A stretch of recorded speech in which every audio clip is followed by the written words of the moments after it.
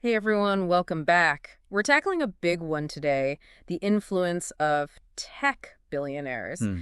And specifically, we're looking at Elon Musk, Right. but through a very particular lens. Yeah, We've got an article here. it's a spicy one? It's got some strong opinions for sure. Yeah. You want to tell everyone the name of it? Yeah, so it's called Elon Musk and the Cynicism of Techno-Feudal Nazi-Fascist Magnates. And it's written by Enrique Aurelli, Okay. and it's based on the work of Fernando Buen Abad Domínguez. So right off the bat, Yeah. just the title alone Yeah. gives you a sense of Definitely. tone, right? Yeah, absolutely. Yeah. No punches pulled. Yeah, we just want to be upfront, right? This is this deep dive is not about us saying we agree with everything in Right. this article, right? But we are going to break it down. Yes. We're going to look at the arguments being made Absolutely. and try to understand, like, Yeah, like what's the deeper history here? yeah, and why should any of this even matter, right, to anyone listening, right? And it really does. I mean, regardless of how you feel about, the author's stance, just kind of understanding these perspectives, I think is really important these days when we're trying to navigate, big tech and Yeah. and the power dynamics at play. For sure. Okay, so one of the things that this article does is it doesn't just call out Elon Musk as Right. like he's the problem, right? It Right. calls him He's a cog in his system. a cog in a system. Exactly. What do you make of that? Yeah, I mean, that's a really important point because they're using him as this kind of symbol, Yeah, right, of these larger forces that are Yeah. happening right now. So we're talking about a concentration of wealth and power, particularly in tech. Hmm. The influence that then has on politics. Yeah. And then the concern about what happens if corporate influence just grows unchecked. Yeah, and then it uses this very loaded phrase, Yeah. techno-feudal and Nazi-fascist magnates. Right, yeah. Like, what are we supposed to even do with that? Where do we go from there? Where do we go? What is the author trying to get at? I think it's about as strong a statement as you can make, To liken someone like Musk and what he represents to some of the darkest, times in That's history. their worst ideologies. Exactly. So whether you buy that comparison or not, it highlights just how strongly the author feels about this Yeah. and how concerned they are with the direction of power, especially in our digital age. Right. It's definitely a provocative statement. It is, yeah. And this piece doesn't shy away from making a lot of provocative statements. Yeah.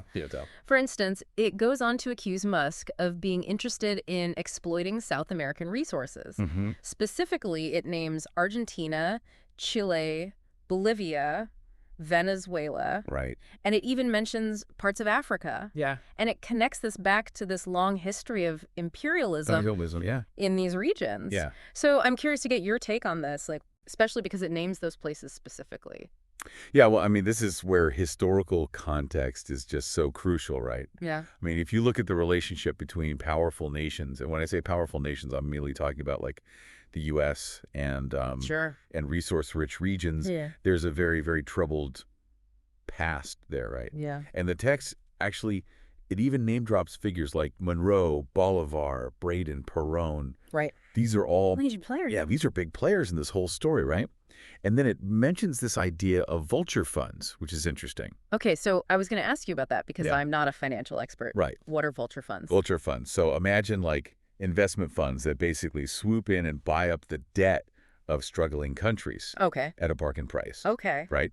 And then they use all these aggressive legal tactics to squeeze out as much profit as possible, Wow. which often just makes the economic instability and social unrest in those countries even worse. So it's like they're profiting off of Yeah. instability. Exactly, Yeah. taking advantage of it. Okay. Yeah. So it sounds like what the author's saying is that, Musk's interest in these resources in these specific places kind of falls in line with this bigger pattern It's a pattern of, of the powerful taking advantage of exactly. the less powerful. They're framing it as neocolonialism, Yeah.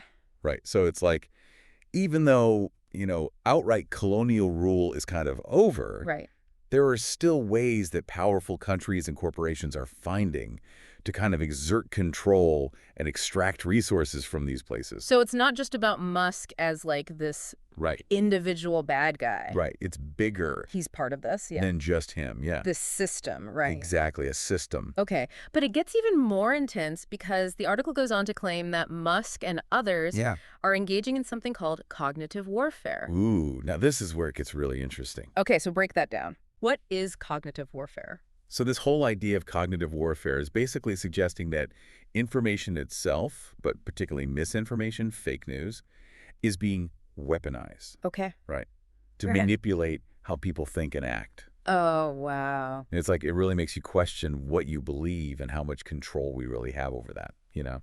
So are you saying that tech platforms are kind of the main battleground for this? Absolutely. I mean, think about it. This is the public square of the digital age, right? Yeah, for sure. It's where we have debates, share news, form our understanding of the world. This is how we connect. Exactly. But if that information is being manipulated, the consequences are huge, right? And it makes you wonder, are we really in control of what we believe, or are we being influenced in ways that we don't even, Yeah. you know? It's kind of unsettling, to be honest. It is unsettling. Because it's easy to think like, oh, I'm smart enough. I Right. can spot fake news. But like, Right, but are we always? Eh, eh. This article is saying, maybe not. right. Like maybe. It's not always that easy. Yeah. And maybe we're not as in control. Right, and that's why awareness is so huge. Right. Because, 1 minute you're scrolling through your feed, the next minute you're like, wait a minute, what am I even looking at? Yeah. What am I doing? Okay. So this idea of like cognitive warfare already, that's pretty alarming. Yeah. But then the article goes even further. Yeah. And it suggests that like the very ideals of libertarianism, Right, which are often associated with the tech world, right? Like freedom. Yes. Freedom, individual liberty. I might actually be part of the problem. Yeah, that's such an interesting take, right? Yeah. Because on the one hand, the article's saying, this freedom that technology promises us, freedom of information, freedom of connection, Right. could actually be a way to mask a different kind of control, Okay. right? So it's like we're trading So we're trading one form of control. one for another. Yeah. And this one might be more insidious because we don't always see those strings being pulled. Right. It's like we're living in this illusion of freedom Yes. while becoming increasingly dependent Utterly. on these tech giants. Yeah. And they are the ones, controlling the platforms. They're the ones controlling the flow of information. Right. And we're just kind of along for the ride. And we think we're in control because we have all these Exactly. We have all these choices. choices. Right. But it's like, Right. But is it really a choice yeah. if the options are all kind of curated for you? And this is where the article, I think, really sort of issues its call to action, right? Yeah, totally. Because it's basically saying, like, don't just Be passive. sit back Yeah. Don't be passive. and let this corporate control of technology and information, like, Yeah. happen to you, right? Right. You have to resist. So what does that resistance even look like? Right. What are we supposed to do? Throw our phones in the ocean? I mean, it could be that drastic. I don't know. But I think there's stress in this idea of collective action, right? And that we need some alternative models here, Mm-hmm. Imagine a world where individuals and even nations had more control over their digital lives, over their data, over their access to information. So you're talking about, like, that digital sovereignty. Exactly. Digital sovereignty. Yeah. It's a really complex issue. Mm-hmm. But I think at its core, it's about, who gets to decide how technology shapes our lives. Mm-hmm. Is it just going to be a handful of really powerful corporations? Or should individuals and governments have more of a say? So where do we even start? This article is painted like a pretty bleak picture, but it sounds like the author is saying it's not hopeless. Yeah, no, it's definitely not a lost cause. Yeah. The article, I think, ends on this note of urgency, Oh, okay. but also empowerment, Mhm. Like recognizing the problem is the first step toward fixing it. Right.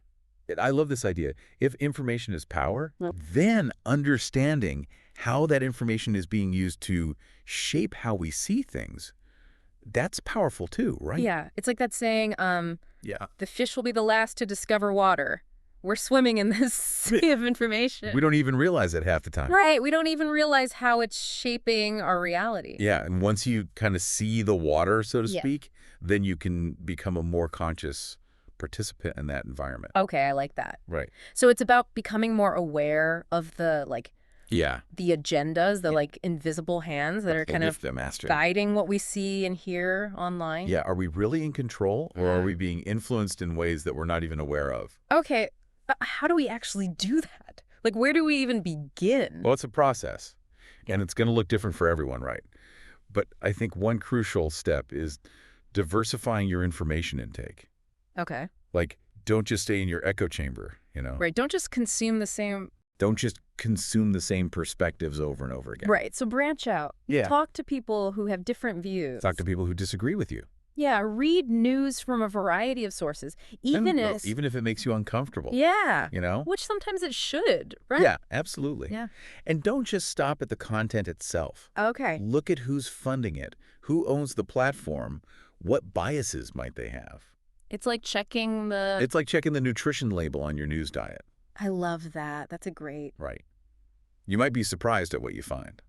Yeah, okay, so it's not about shutting out Yeah. all information that we disagree with, but being more discerning about what we consume Exactly. and why, right? Exactly. The goal is informed skepticism. Okay.